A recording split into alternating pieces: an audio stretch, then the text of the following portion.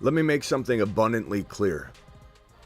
There are players that can win leagues, and they're not always in prominent positions walking out of the offseason, walking into week one. Sometimes you're taking a leap of faith. Sometimes you're cuffing a player to the starter in awaiting this player's breakout game, this player's unleashing. And a lot of people cling to the older player, in this case, James Conner.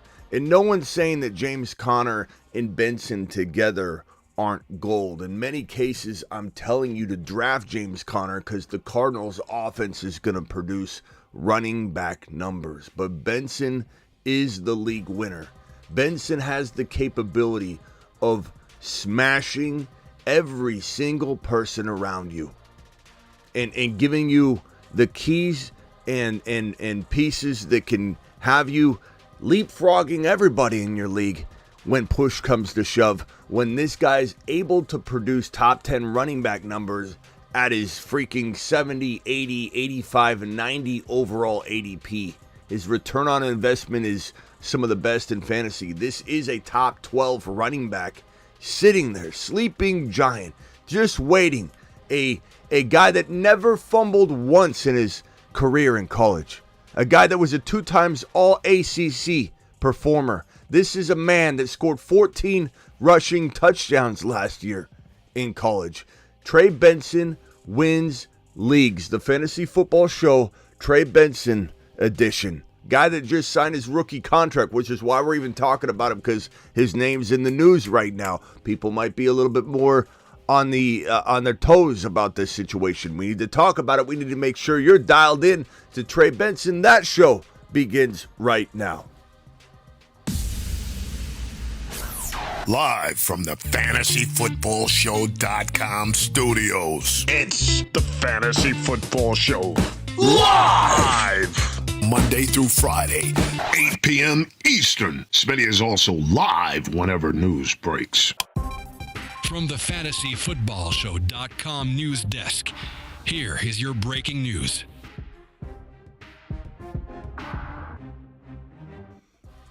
The Cardinals produce numbers. The Cardinals are going to be effective on the ground in 2024. Let me show you James Conner's stat line before we go any further, because there is some impressive, numbers here to look at. But he also struggled. He also missed games. He's also, how old? Ziggy, how old is James Conner? Damn, Ziggy. Damn you, Ziggy. You make me look like a fool every episode, and I keep going down this road. I don't get rid of him. Here's what I found. He's family. Oh, did he find it? No, he didn't. Ziggy, how old is James Conner?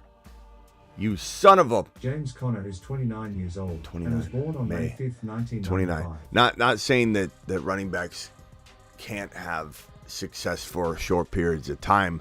The odds of James Conner, injury-prone James Conner, bringing the Thunder in 2024 throughout the entirety, not getting injured, are slim to none. This man missed 4 games. He was absolutely atrocious for a string of games. His finish is what climbed him into I have the rank right here, number 18, running back number 18, because he finished on an absolute tear. A tear with Kyler Murray. The run game absolutely having tremendous success once Kyler Murray was back. You have running back number 5 for James Conner. Bye week. Running back number 11, respectable. Running back 4, running back 4, running back 1. And really only this one game in week 3 to show for prior to that. String of bad games, missed time bad games. I'm not saying that this momentum doesn't excite me for the duo. That's why I have them on the board as the number 4 must-cuff situation in fantasy football. James Conner has a role. If you're on best ball and you can cuff the two of them in a hero RB approach, which we love the hero RB. We love to hear. I had a couple people in my comments yesterday that were like, Smitty, why not tell people to go running back, wide receiver? Smitty, how come you're talking running back? What about wide receiver, running back, LOL? What about running back, wide receiver, LOL? What world do you live in where I'm not the one telling you to go balance when balance presents itself. There's nothing better than balance. There's nothing better than a successful hero RB strategy. There's nothing better than running back. You know why all those things they can coexist? Because best player available shapes them. You should be drafting BPA, best player available, every single time. That opens your sub strategy. That opens the door to all sub strategies. You go best player available, maybe hero RB's what's making you smash your league into a bunch of million little pieces. Maybe best player available says running back, Smitty is the way to go this draft. Don't act like you have a solution that can trump best player available, because you don't. Best player available wins all. Best player available is the only strategy. Everything else is a sub-strategy that best player available allows you to deploy. If you go into your draft with a set notion of going wide receiver, running back, get ready to lose value. Get ready to have a lesser draft than you could have had. You think going wide receiver, no matter what happens, is a good strategy? Good luck to you. We're not doing that here. Not on my watch. We are a best player available people, and we draft all kinds of strategies, Bob. So I don't know what it was. There's like 2 comments in my LOL about running back, wide receiver. How about it? How about it? It's pretty good. And when we go hero RB and we smash our leagues going hero RB, guess who's there to answer the call? James Conner and Benson together, or Benson by himself and other components that you can bring together as a rotational Zamir White, Benson, Jonathan Brooks. You could have that kind of combo as your running back too. But Benson and Conner serve a purpose. Benson has a role in this conversation. It's not like he's an irrelevant piece. He'll be starting week 1, and he's coming off a very strong finish, a finish that was very much led by the Cardinal offense, allowing him to produce like that versus produce like this. Conner isn't so good that he can overcome bad situations. He clearly did not. He clearly had one of the worst seasons from weeks 1 through 13 that a running back could have had, because it included 4 missed games and a bunch of garbage stat lines. So at the end of the day, is it the Cardinal offense or is it Conner? I think it's both. Conner is successful. Conner is good. Conner has a proven track record of being a good touchdown producing, nose for the end zone type of player, but he's 29 years old.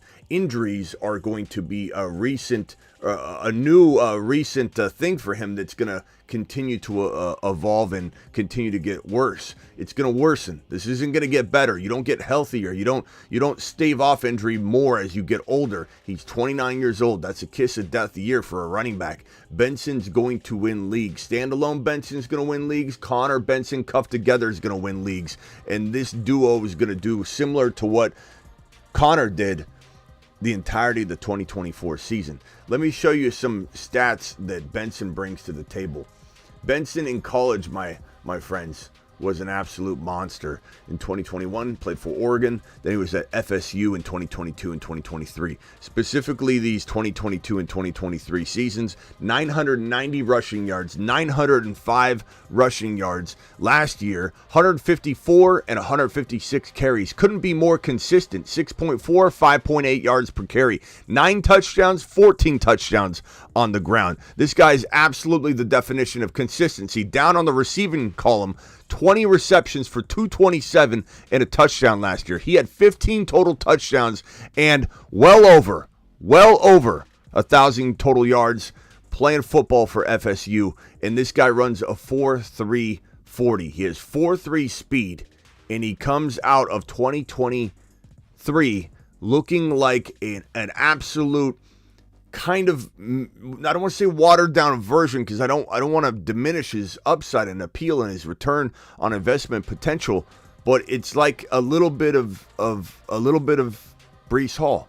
There's a little bit of Breece Hall to this guy's game, and I don't want to say that he's going to be Breece Hall. I don't want to put that pressure on him. Not that my pressure that I'm applying to this situation is going to change the outcome, but I'm not trying to make people think Benson can be a top 5 overall pick yet. But could he be a top 15 overall pick within one calendar year? Yes, and then we hope for more. Benson's got the capability I wouldn't shut down the idea and notion that he could be inside the top 5 running back someday. And when I say someday, I mean maybe this year and next year.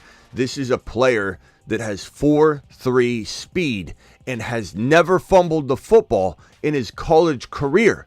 He's a ball protecting monster, and he's a touchdown scoring fiend.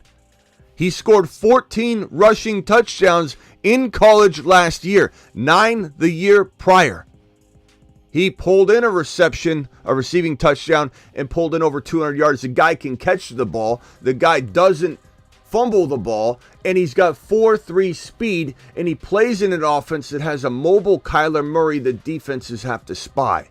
Kyler Murray needs to be monitored at all times. Kyler Murray rolls out of the pocket, throws a bunch of his footballs from the run, on the run, and that creates defensive attention that allows Benson to rip off a wide open rushing lane and take a run that should go 6-7 yards, 4 yards, whatever, about 25-30 yards. Take something house from the 50-yard line. This guy has the capability of being that big play, breakaway, running type of touchdown getter.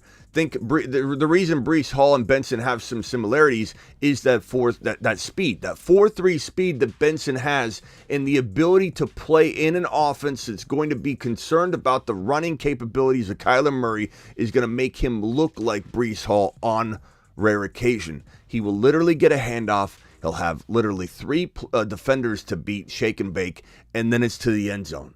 It's 20-plus yard runs are going to be a frequent thing for this guy in his career in a Kyler Murray-led offense with 4.3 speed.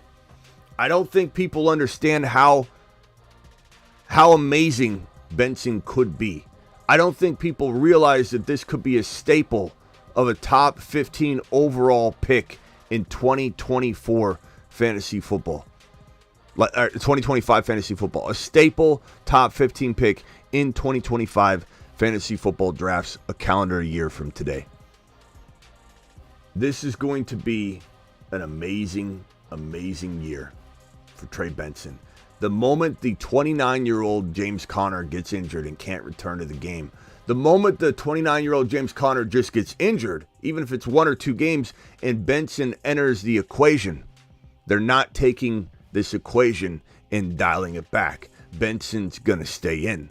Maybe, just maybe, they end up potentially running a 60-40 split the remainder of the year if this man ends up exiting the 2020 or if entering the 2024 season as a starter off of an injury of James Conner. Maybe they don't necessarily leave Conner on the bench. I'm not saying that. They will try to utilize both of their skill sets, but this guy, once he takes a hold of 50% plus, he's not letting it go. This is the future. They spent good draft capital on this kid. He was the top prospect in the draft class. If Jonathan Brooks did not suffer an ACL tear, he would have been the number 1 prospect, but he wasn't the number 1 prospect, and he isn't the number 1 prospect because he is recovering from the ACL tear. This is the number 1 running back prospect in the 2024 NFL draft, consensus-wise. Teams saw him that way. Teams talked about him like he could have Breece Hall potential, and he landed in the most potent offense for his skill set,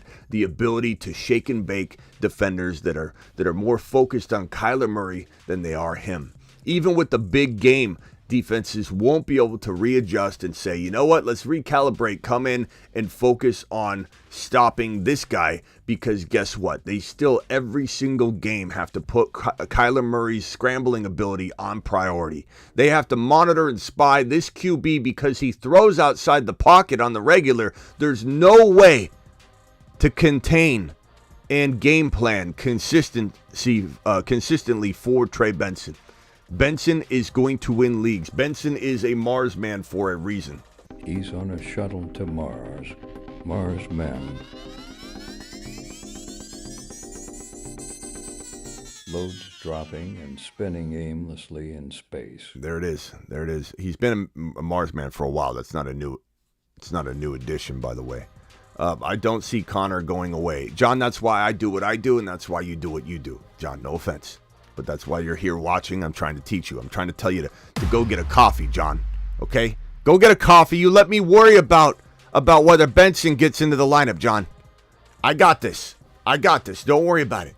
Phone lines are open. We're going to be here for another 10, 15 minutes. This won't be a 2 or 3 hour show, but I wanted to come in and talk about Trey Benson signing his rookie contract and getting into the spotlight right now. People are just going to mention his name a little more. Also, by the way, Fathead sent me this absolute gem. Let me see if I can put this on my screen here. They sent me this absolute gem of a Josh Allen. This is up above my head. You can see his elbow there in the corner. But Josh Allen, this amazing Josh Allen Fathead that I put at an angle because it's too big to even put on any of my studio walls. It's on the bold prediction board. Josh Allen looking like a monster in the corner, giving away 2 Fatheads, 1 Bijan, and it's like 6 foot tall, and it comes with all different, decals with it, like Falcons, Atlanta Falcons, the small Bijan, image and so on. It came like 7 or 8 pieces, but then 1 big Josh Allen. I had to cut it to put it on my board. I'm giving away a Bijan. I'm giving away a St. Brown. You got a man cave. You got a garage. You got a reason to deploy such a amazing piece of artwork inside your home, garage, or wherever the hell it is. I'm giving away 2 of them.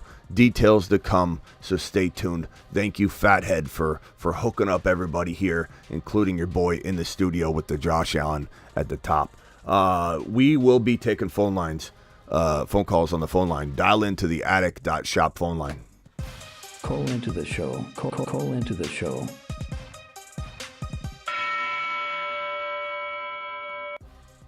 What is going on? You're live, John. Hey, I wanted to get your thoughts on some of the RBs coming out of 25, but before that, what RBs are you taking Benson ahead of that are kind of questionable? We'll have a different discussion on the 2025 guys. As far as the RBs that I would take Benson ahead of. I mean, there's so many of them, bro, that I think are way more questionable, that have higher ADPs. I'll pull up the ADP ranks right now and give you a sense of where I think he's got value, where I would maybe reach and where I would maybe wait and kind of draft other positions for a while, then come back and draft Benson. Because think about, like, you're on the clock, right? And Achan's going around 2. Okay, this is similar to the wide receiver craze that everybody's forcing down everybody's throat. You're sitting there looking at Waddle at 14, 15 overall because people can't control themselves and they're drafting like absolute imbeciles. They're taking all these wide receivers that belong in round 3 and round 4 and they're shoving them into round 2 because everyone's being told and brainwashed that you have to go wide receiver in best ball. And so Waddle is going at 14 instead of going at 3.2. You've got Nico Collins, who I like a lot, but he's going at 15 overall on Underdog and in best ball when he should be going around 3. And so what I tell people is don't draft Nico, don't draft Waddle, draft Achan or Kyron, and then draft Tank Dell. Draft DK Metcalf, draft Devontae Smith, and then your combo, your 2, beats the player or the owner that drafts Waddle and a running back later, and I smash every time doing that.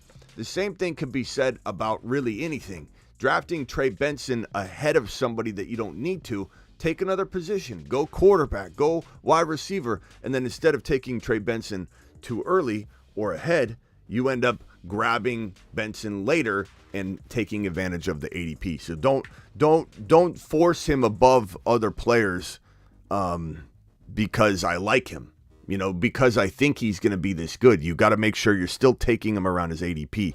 Benson's ADP, where is it? It's in an unbelievable territory of about, let's see here, on Underdog, currently updated ADP rankings. Benson's going at 112 overall, which is running back 33. Right above him is Singletary, Spears, Brian Robinson Jr., Tony Pollard, Raheem Mostert, and Zach Moss. And then there's other running backs above that I think are warranted to be there. I think Zach Moss and Mostert are fine if you want to go that route. Would I rather have Benson if I'm not using Mostert as a starter? Yes, I would rather have Benson than Mostert if Mostert is not a part of some cuffing situation I'm doing with the Miami Dolphin running backs, because I think that at some point Mostert isn't doing what he was doing last year all year. At some point he drops off. He's an older running back. But I don't mind drafting Mostert or drafting Zach Moss ahead of Benson because the ADPs allow it.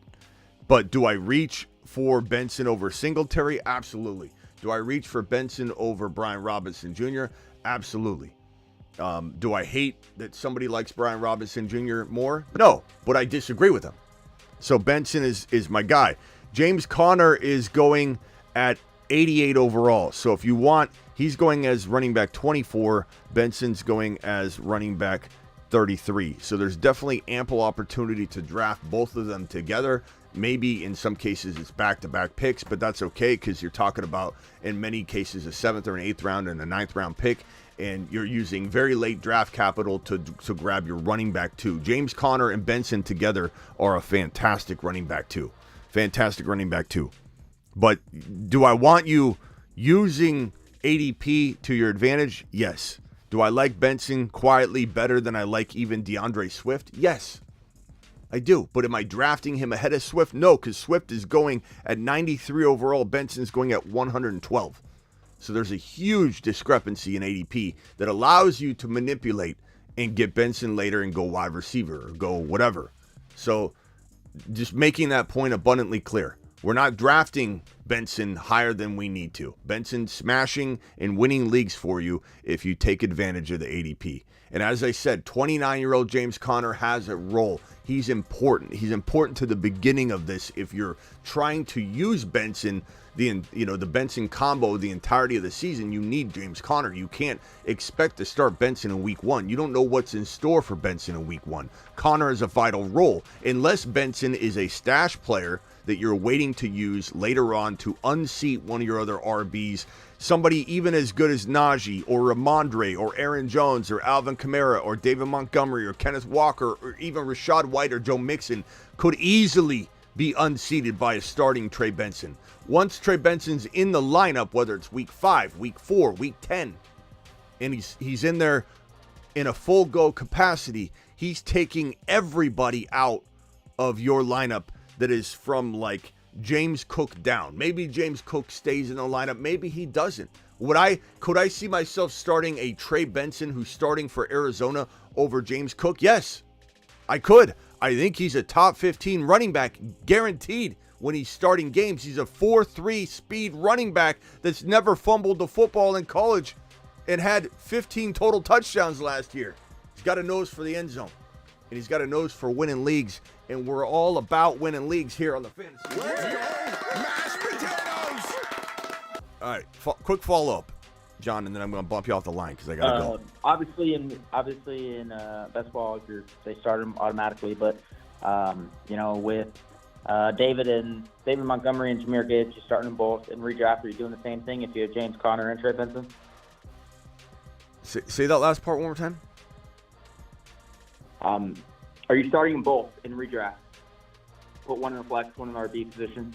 No, you don't know. Like I said, you don't know what Benson's going to do yet. Benson's not starting week 1 for you unless some unforeseen situation unfolds. Like, you don't know what his workload looks like in week 1.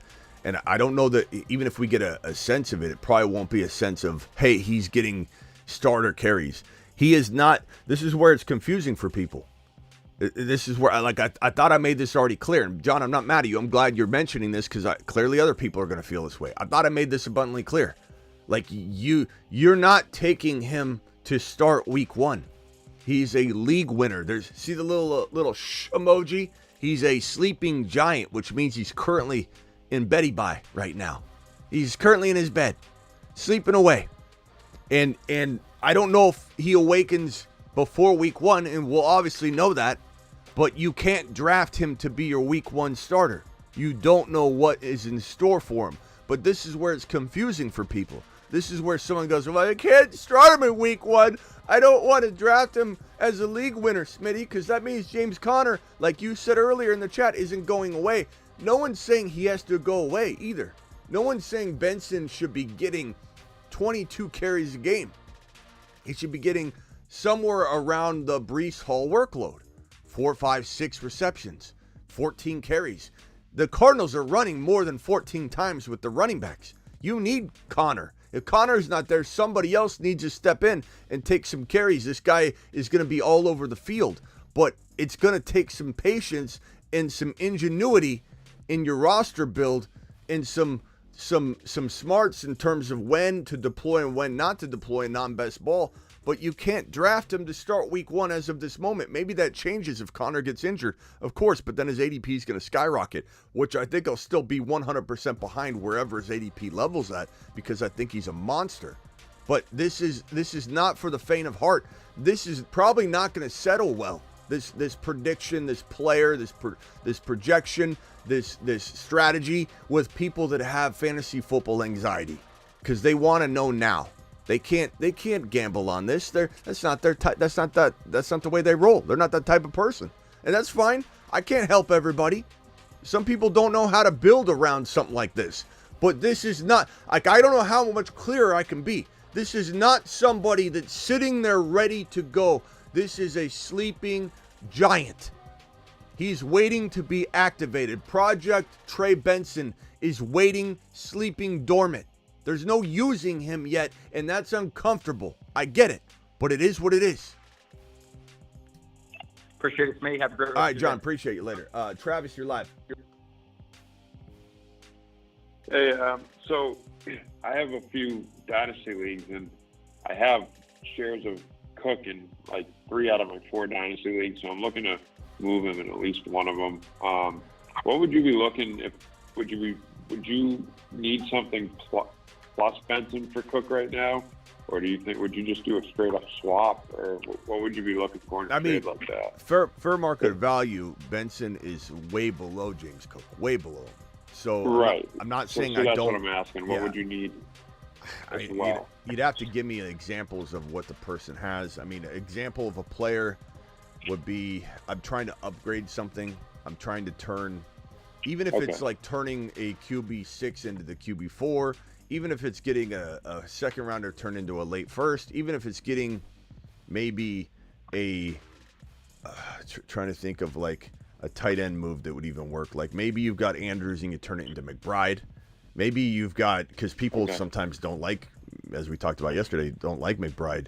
And so you can get like a quiet upgrade somewhere. Maybe you have Rashad White, you turn that into Achane. Maybe you've got Pacheco, you turn that into a Kyren or Achane because you like that better. Something that makes you feel like at the end of the day you're getting a smash upgrade somewhere. But James Cook has such higher value than Benson, it's hard to know. Dynasty is not going to be as big of a discrepancy. I don't think it's the end of the world if you were to put your balls on the line and say, this guy's not budging. I have to give him James Cook for Benson. I can promise you that in a year or two, or I can near promise you, injuries could take this prediction out. I mean, look at Javonte. Javonte was on top of the world walking into his, breakout season, and that got raptured from us. So anything can fall apart, but I can promise you that my confidence level is extremely high that 1 year or 1.5 years from today, James Cook won't sniff Benson's ADP. So at the end of the day, you're not making a bad move. But I think right now people will say, James Cook is potential top 10 running back. He's very, very amazing. I like James. I don't like James Cook. I just don't. He's not my guy. I'm a Bills fan too. Yeah, I'm a Bills fan, and he's not my guy. Yeah, because in every league, I like him. I see the upside, but he's not nearly one of my favorite guys. And, but in every league I have him in, I have people, making offers like crazy. They're not offers I want to take, but people want them. So I'm just thinking, this was a good topic to bring it up with because a lot of people want him right now. I do got to run. This is going to be a short live stream. Anything else real quickly before I get out of here? Yeah, just real quick. Would you rather have Pitts and Ridley or DK and Musgrave? Pitts and Ridley, DK Musgrave, Pitts and Ridley. For redraft? I think it was Dynasty. Pitts and Ridley. I probably have Pitts and Ridley of redraft. And then Musgrave. I'm sorry, and who? Musgrave and who? DK. Musgrave. In Dynasty, probably rather have. That's close, man. That's about even any way you spin it. But I'd say maybe the Dynasty, I lean a little bit toward the Musgrave DK. I love Musgrave, though. I think Musgrave's going to be a breakout. But But in redraft, I'd give Ridley the road on that and say, look, Pitts and Ridley going to be good. All right, Travis, call in at 8 p.m. Appreciate you. All right, thanks, Smitty. Later. Yeah, Nate, you got 30 seconds, bro. I got to get out of here. Question. Obviously, who would you take? Obviously, the top receivers, the rookie ones, besides Marvin Harrison, Worthy, Keon. Like, who you got there? McConkey in the later rounds. Give me the players again. Worthy. I'm picking one of these guys. Worthy. What? Hurry up. Yeah, the later receivers, Worthy, McConkey, Pearsall. Like, if you had to bank on one of them, of those guys, I mean, you give me vague names. Worthy. Give me Worthy of those names. Okay. Yeah, I mean, you got to give me more list. I can't just say of everybody out there. Yeah, like AD Mitchell, Worthy. I like AD Mitchell and Worthy. I probably take Worthy and AD Mitchell about the same. I split that. I want one in one league, one in the other. There's definitely risk involved with both of them. All right, call back when you got more names to throw at me, Nate, in the 8 p.m. show. I'll see you in a bit. Rock out real quickly, bro. 30 seconds because I got to run. Yeah, and Dynasty, who would you take, Benson or Brooks? Benson, all day. I like Brooks a lot. I like Brooks a lot, but he plays for a very bad team that we're hoping turns things around a little bit, sure. But Benson, to me, is, and this answers this Space Ricky $2 super chat, at 1.8. I don't take him at 1.8. I take him way above 1.8. This is a 1.5 easily capable player. This is where I'm saying no to BT. And I'm taking Benson on most occasions. I'm saying no to the Keon Coleman. I'm probably taking Benson if I didn't need an RB.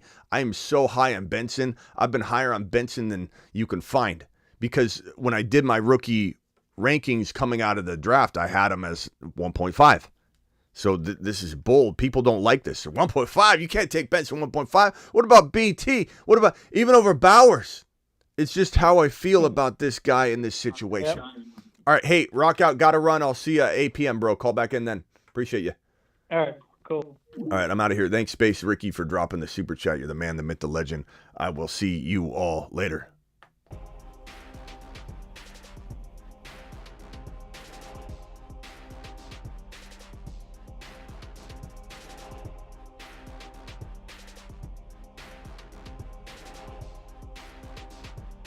Live Monday through Friday, 8 p.m. Eastern, every single Monday through Friday. Additionally, live whenever big news breaks. Also live most midnights drafting. Appreciate you all. See you tonight. See you tonight at 8 p.m.